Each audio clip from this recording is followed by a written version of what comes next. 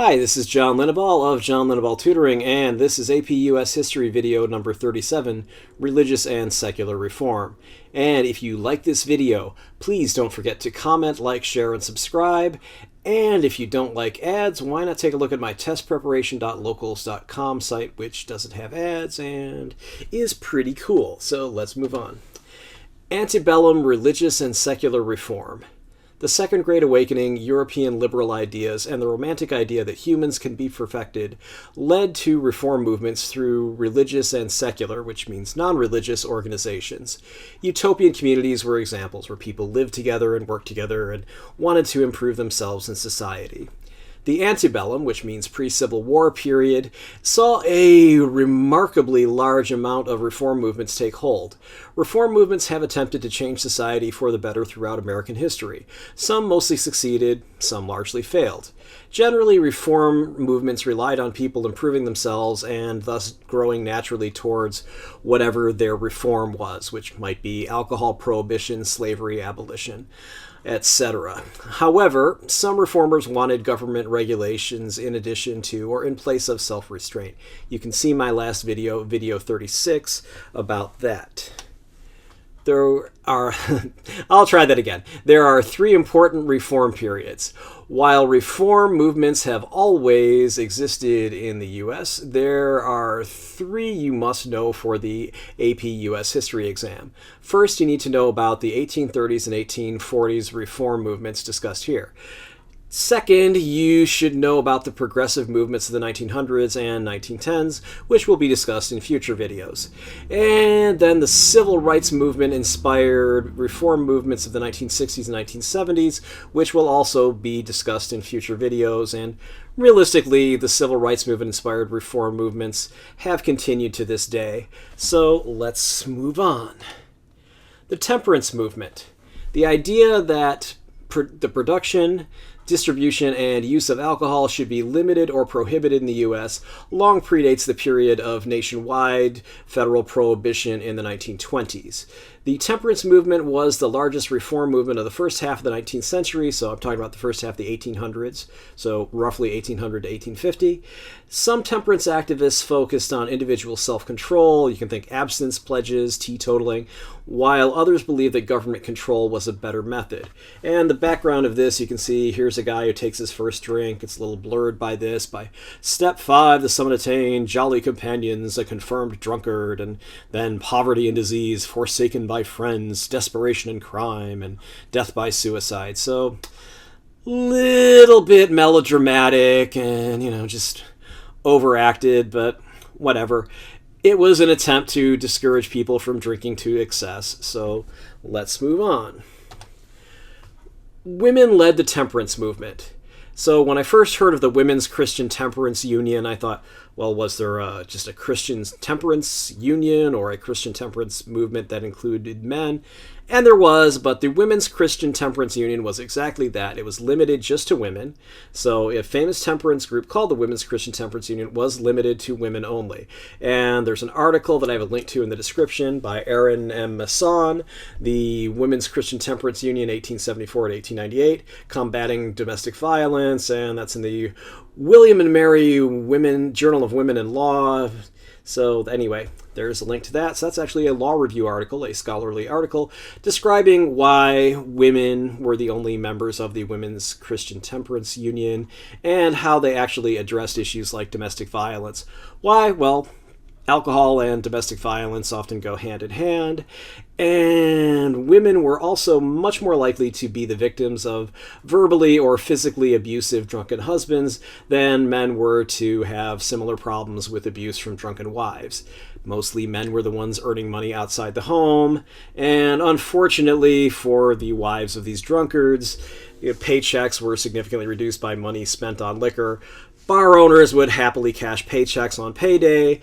To this day, some casinos will do that. I know one of my friends talked about when she worked in a casino in Nevada, and what they would do on payday at the casino is give everybody 2 drink coupons for free drinks. And of course, those people who had a little bit of a problem with alcohol would end up spending a lot more money on alcohol than just those 2 free coupons. So It's kind of like that old song, tell St. Peter I can't go, I owe my soul to this company store, so it's a little way to entrap people at some of these places, but I digress. Anyway, because these men would spend money on drink, children went without necessities, there wasn't food, etc., etc. Why did so many men drink? That's a good question. I'm glad you asked. Ha ha ha. Throughout history, the consumption or imbibing, that means drinking, of alcoholic beverages in moderation actually made good health sense. Not so much, the modern health claims that we say, oh, well, yeah, too much alcohol is bad for your heart. Or actually, what I'm talking about here is the claim that a little alcohol is good for your heart. So a little alcohol is good for your heart, or at least that's what a lot of people say. And then too much alcohol is actually pretty bad for just about every organ system, including your heart, circulatory system, etc. But anyway, those weren't the claims that were being made hundreds of years ago. What they were talking about is more just water treatment issues. So since there really wasn't large-scale water treatment before the 20th century, even though the ancient Greeks and some 18th and 19th century engineers had thought of some of the methods used today, like running water through sand, etc., exposing it to air and sunlight and what have you. And you can look these up in the history of water treatment, advanced water solutions. Anyway, and these links that I've put into the description below, if you look those up, you can see that, okay, a lot of today's modern water treatment actually has roots that go back to the ancient Greeks and even, in the 18th and 19th century. But they certainly weren't in wide use, and that meant many water supplies were actually pretty unsafe to drink. But if you use the same kind of nasty water to make beer or wine, the yeast fermentation of sugars and starches that were in the water would create alcohol that would kill bacteria. And so then, you'd be knocking it out that way, basically through the yeast action. So it actually made sense to drink beer rather than water. So, for example, the Puritan belief that evil spirits lived in water wasn't actually that silly of a superstition. And it also wasn't just a lie by Puritans who just wanted to make an excuse to drink beer and hard cider for breakfast, which is what I thought when I learned about that in third grade. I thought, oh, okay, I'm in third grade, I don't drink, but I see on TV all the time that, okay, people know that drinking too much is bad for you, but they really like it, so they make up excuses to drink when they shouldn't drink. And that's what I thought that was, because I'd seen it on so many TV sitcoms in the 1970s and what have you. So anyway, actually it made sense to drink alcohol as purer water than actual just water, is what I'm trying to say here. Albeit inelegantly. But you'll forgive me, won't you? Oh, thank you. Okay, the average man in the United States in 1830 drank roughly 10 gallons of hard liquor and 30 gallons of beer and wine per year. So people drank a lot back then, especially men. The American Temperance Society. That was the United States' largest temperance organization. It was founded in 1826. The organization said that it had 1.5 million members by 1835. Not saying they're lying, just that's where the records came from, is that's what they said. So, Lyman Beecher, pictured to the left, was also the father of Harriet Beecher Stowe and several other fairly accomplished daughters, etc. Wrote 6 sermons on nature, occasions, signs, evils, and remedy of intemperance. So intemperance, of course, meaning drinking to excess. Temperance is not drinking to excess, and generally not drinking. Anyway, if you hear someone called intemperate, that's kind of a very polite way of calling somebody a drunk. But anyway, Lyman Beecher, you can look him up in the Wikipedia link that I have in the description below.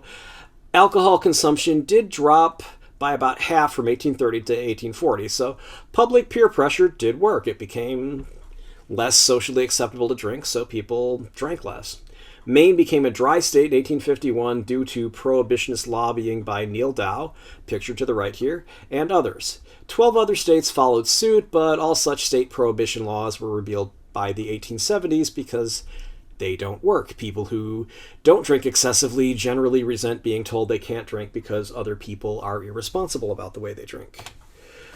Carrie Nation.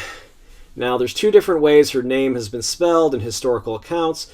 Generally, I believe the preferred one is Carry, like C-A-R-R-Y, like when you're taking something from some place to another. and it's also on her tombstone. So I'm going to assume the proper spelling of her name was Carry. So now you're saying, well, that's great, John, about the spelling of her name, but who was she? Okay, Carrie Nation was somebody who would actually go into bar rooms with a hatchet and start smashing up the place. She'd smash up the bar, smash up pictures on the walls, plates, cups, whatever, all sorts of things that might be found in the bar. So Mrs. Nation stirs the Tenderloin. I don't know whether she actually went to the Tenderloin in San Francisco or where this came from, but I found this picture of her, and here's her posing for a newspaper picture, and here's a cartoon, of course, of her smashing up a bar. And here's a historical marker from Kansas. Carrie had been involved with a man who was an alcoholic. I believe she was married to him, and that kind of gave her the inspiration to start smashing up bar rooms so other people wouldn't be drinking. And here we see a little hatchet, all nations welcome but Carrie. So, ha ha ha. I've seen historical pictures of saloons with that painted in very big letters on the side of the bar building, of the saloon building itself. So, all nations welcome but Carrie. Definitely bar owners were not friends with Carrie Nation. The Washingtonians. Now, the Washingtonians was a sobriety. It was kind of a support group for alcoholics who wanted to get sober, and they also led to some homes for treating alcoholics. So here's the inebriate home of Fort Hamilton, Long Island, New York. So you can see little pictures of what's going on. There's New York City in the distance, the East River Bridge, Brooklyn City, etc. So this is from when, New York was just Manhattan and Brooklyn was its own city, etc. Anyway, so the Washingtonians, as I said, was an AA-like sobriety support group that was forgotten long before AA developed, independently from the Oxford groups, which was a Christian fellowship. Abraham Lincoln, yes, the president, the man who would become president, did speak before a huge gathering of Washingtonians in 1842. There's a link to the speech in the description. It's right here, and also it's in the description below, as I said. However, the Washingtonians became involved with politics, having nothing to do with recovery from alcoholism, and soon collapsed from internal schism or conflicts, whatever you want to call it. Ironically, George Washington, the man after whom the society was named, was perhaps the country's largest distiller before he died. And you can look that up in this link here, Washingtonians, the Washingtonian movement.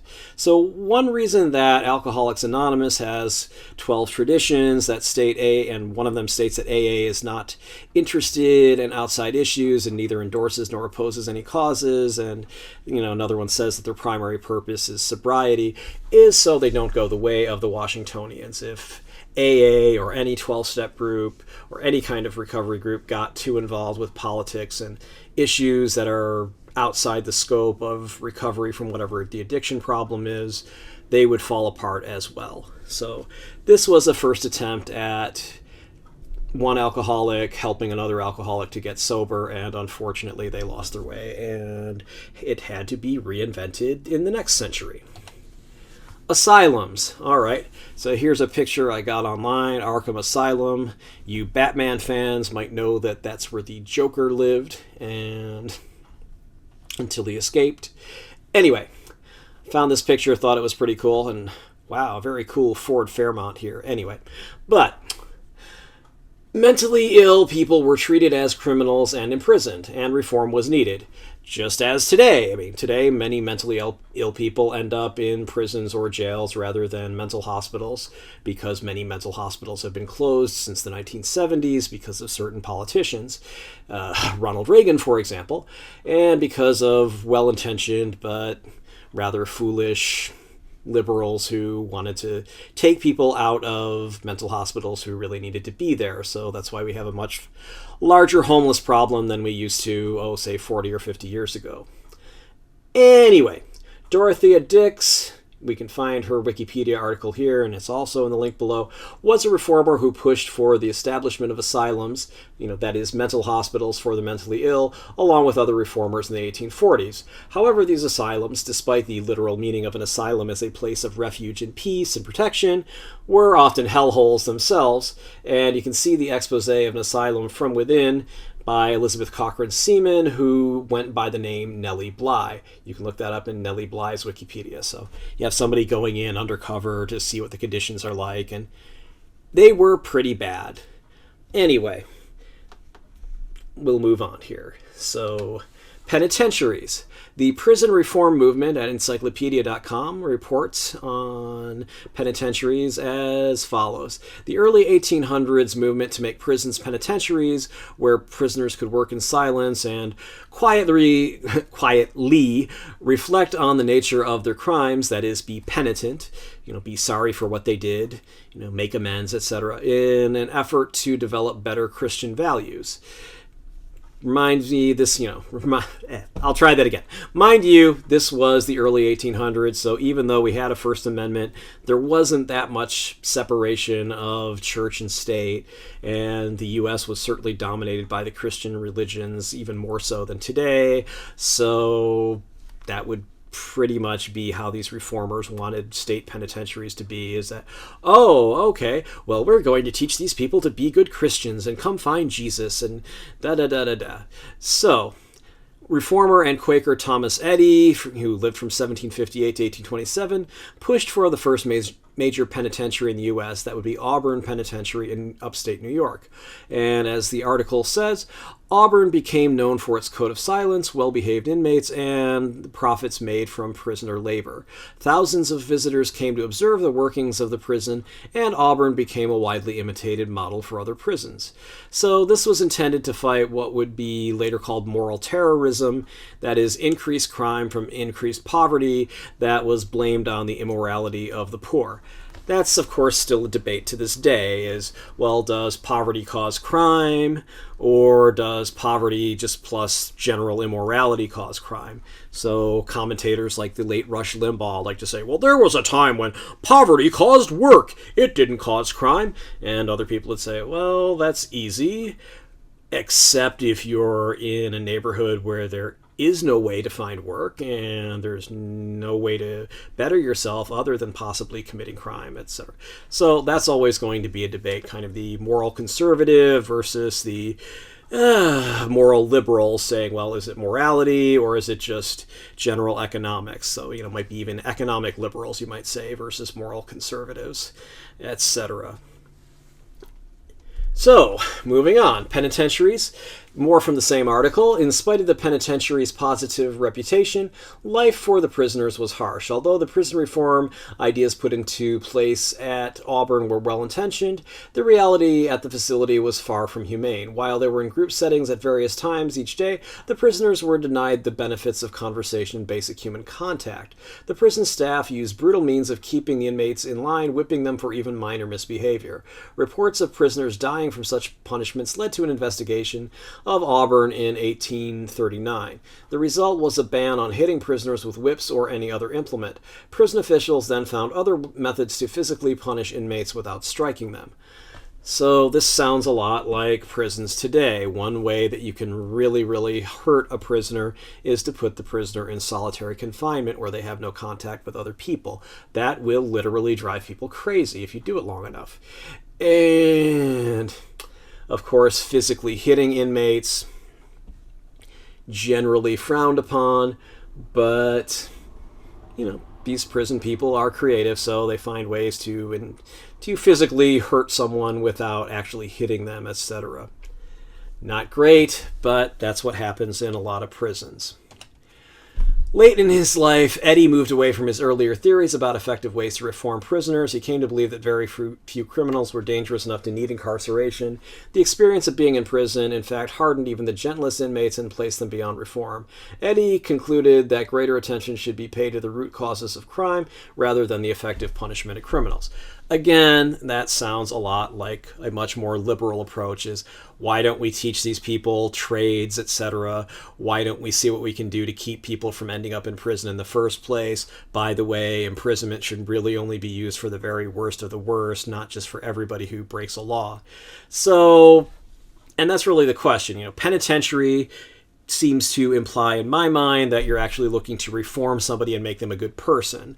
And if you're doing that, probably punishing the hell out of them isn't really going to help. If you're beating them up all the time, they're not going to turn out to be very nice people. Or is it just literally just for punishment where you're like, I don't care. You know what? You did bad things. You're a bad person. And yeah, this is just to punish you. We don't care if you learn anything. So that's the debate, and it may be different for different types of prisoners. So anyway, the takeaway from this is not all reform was necessarily good. There were some reforms that actually probably caused more harm than good. Public education. Horace Mann was the Secretary of Education in Massachusetts in the 1830s and the 1840s, and also served in the House of Representatives. He pushed for public education because an educated populace was necessary for democracy to work. Public education became popular in the 1840s, and it makes sense that Massachusetts would be the home of public education. The Puritans believed that people had to read the Bible, which you could contrast with, say, the Catholic Church, which did not emphasize individual Bible reading, had Mass in Latin rather than the vernacular, which would be people's everyday language, and Mass was not read in the vernacular until 1965. So basically, because the Puritans, who were Protestants who believed in reading the Bible and that individuals had to read the Bible, wanted people to, well, again, go to heaven and practice their religion, they had public education so people would know how to read. And whereas other religions were like, that's okay, we'll read it for you, we'll tell you what it says. Anyway, let's move on. The conflict over slavery and abolitionism. The issue of slavery increased in divisiveness in the antebellum U.S. After international slave trading was banned in 1808, the slave states took steps to limit the slaves' possible citizenship and rights. That is, basically to ensure that slaves still had no rights. Abolitionism was encouraged by the Second Great Awakening's resurgence of Christian morality, but was still a minority political belief even in the northern states. However, the minority was large enough to make abolitionism a huge wedge issue between the free and slave states that helped cause the Civil War. So even though it wasn't a majority of northerners who were abolitionists, it was enough to cause a problem, or at least to exacerbate a problem, that is, make it worse. So here we go. William Lloyd Garrison, that's not Mr. Garrison from South Park, anyway, advocates for immediate emancipation. I want immediate emancipation right now. No, okay, it's not that Mr. Garrison again. Anyway, most abolitionists supported the freeing of slaves and their integration into free society gradually over time. William Lloyd Garrison, a white abolitionist publisher, it's this guy here, founded The Liberator, here's his newspaper right there, The Liberator newspaper, demanded the immediate freeing, that is, emancipation of the slaves, with no payments made to compensate slave owners for their property, because he said, hey, they never should have been property in the first place, and, so you can go jump in a lake if you don't like it, and with free slaves having the same rights as any other citizens, which, of course, why wouldn't they? Anyway, Garrison quickly became the key figure in the abolitionist movement. The American Colonization Society. This was founded in 1817 by anti-slavery Quakers, and so the American Colonization Society, or ACS, had the goal of moving African Americans back to Africa. Different supporters of this movement had very different reasons. Some, of course, just wanted slaves to be able to flee racism, and others, that is, for example, slave owners who believed the slaves would be freed, believed the slaves were just an inferior race and wanted them to leave the Americas because they just figured, well, they just aren't going to make things better here, so let's just send them back to Africa. So, two very different reasons. One was a very high-minded reason, and the other one was really nasty and racist and bad. But anyway, either way, advocates of colonization believed those of African descent could not or should not be treated as equal to white citizens in the U.S. and thus should be sent to Africa. The ACS bought land in West Africa and named it Liberia. About 12,000 Africans came from the United States to settle there. 7,000 of them were recently freed slaves. The other 5,000 were free blacks who felt the U.S. was not a good place for them to live. Most blacks had no interest in returning to Africa. Frederick Douglass was one person who was highly critical of these colonization plans, mostly I'm sure he was like, well, why should I have to go anywhere? I was born here. I'm going to stay here. So anyway, let's move on. The women's movement. Women in public life. The women's rights movement developed in order to improve the status of women and address gender inequities in the United States. The cult of domesticity. The idea was that women were supposed to work in the home, raise good citizens, etc., more private and domestic than the earlier decades idea of Republican motherhood. So if you want to look at that, you can see video number 23, see the Remember the Ladies letter, etc. So Republican motherhood was intended to raise good citizens, and women actually wanted to be involved outside the home. Cult of domesticity said, no, no, no, no, no, woman's place is in the home. So very different ideas. Women rebelled against the cult of domesticity, such as Dorothea Dix, who pushed for a more humane treatment of the mentally ill in the 1840s. Others who pushed for reforms in the 1820s and 1830s, for example, the Female Moral Reform Society, which was founded in 1834, was a group of middle-class women who wanted to end prostitution in New York City, and to that end published the names of male customers of prostitutes. I know that's still done in some places to this day, that if you get caught going to a prostitute and you're a man, your name's going to get published in the local newspaper, etc. And they do it with some other things. I think certainly lots of newspapers have police beat where everybody who gets arrested gets their name published in the newspaper, that have something called police beat or police blotter or something like that. And there are some that are blunt about public inebriation, intoxication, where it just says, he's drunk and in jail. That's some British thing anyway. But anyway, so the Female Moral Reform Society, people who, like Dorothea Dix, who were pushing for reform for the treatment of the mentally ill, were definitely women who wanted to get involved in public life and change society rather than just be at home and change things at the individual household level. Then we had women in the abolitionist movement. Women were key figures in the abolitionist movement. Two important women abolitionists were the Grimke or Grimke sisters, I'm not sure how to pronounce that name, daughters of a major slave owner who converted to Quakerism and became abolitionists in the 1830s. So, this is a picture of the sisters here. And other important women abolitionists were Elizabeth Cady Stanton and Lucretia Mott, who were not allowed to attend the World's Anti-Slavery Convention in 1840 in London because they were women. This experience led Stanton and Mott to focus on the conditions of women in the United States, in addition to the obvious problem of slavery. The Seneca Falls Convention. The Seneca Falls Convention in western New York State was held in 1848 to address these issues. The Seneca Falls Declaration of Sentiments was issued to declare their feelings, that is, sentiments about what the conventioneers wanted for women. Lucretia Mott and Elizabeth Cady Stanton were major players in this event. The text was roughly patterned after the Declaration of Independence, so it starts off with, all men and women are created equal. The Declaration of Sentiments can be found at infoplease.com here at this link, and it's also in the description below. All right. The idea was to address wages, work, property ownership, child custody, divorce, many of the things that are still being addressed by the modern feminist movement. And here we can see the honor roll from the Women's Rights Convention held at Seneca Falls, New York, July 19th through 20th, 1848. And you can see Lucretia Moss, Elizabeth Cady Stanton, etc. So let's move on.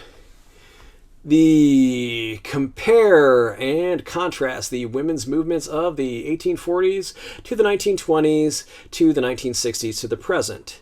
So we see some things here about the alliance between the women's movement and the labor movement is the most powerful force for social change we have ever seen in history. So unions for women and women's for unions. Then we have women protesting for equal pay for equal jobs, equality, the time is now, don't be a clown, take women seriously, and women strike for peace and equality. So I'm no breeder for the man's war. The women of Vietnam are our sisters. So we can see that the women's movement definitely got involved with other movements, including the protest against the Vietnam War, which we'll talk about later, and unions, etc. So, while the women's/feminist movements of the 1840s to the 1920s and present-day feminism, roughly 1960s to the present, are obviously based on the same ideas: women are equal to men. Their tactics were different.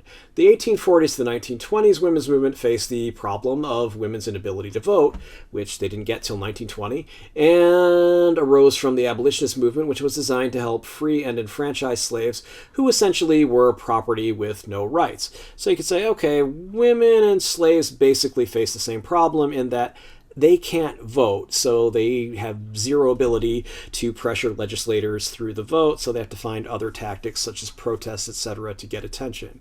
Present-day feminism is more akin to the 1960s civil rights movement, in which African Americans and other disadvantaged minorities sought equal treatment, that is, legal rights, better living conditions, etc., but they could vote, so they did have some say in what was going on, and they were able to do other things that they couldn't do when they couldn't vote. And let's move on. That's the end of the video. If you found this video useful, please like it and subscribe to my channel. Neither action costs you anything, and you'll be alerted about my new videos. Don't worry, YouTube isn't in the business of spamming you. They're not going to send you that much email. Why? Well, it's simple. YouTube doesn't let me share any ad revenue unless I have 1,000 subscribers and 4,000 hours of view time in a year. I'm getting pretty close to 1,000 subscribers, but I don't have 4,000 hours of watch time.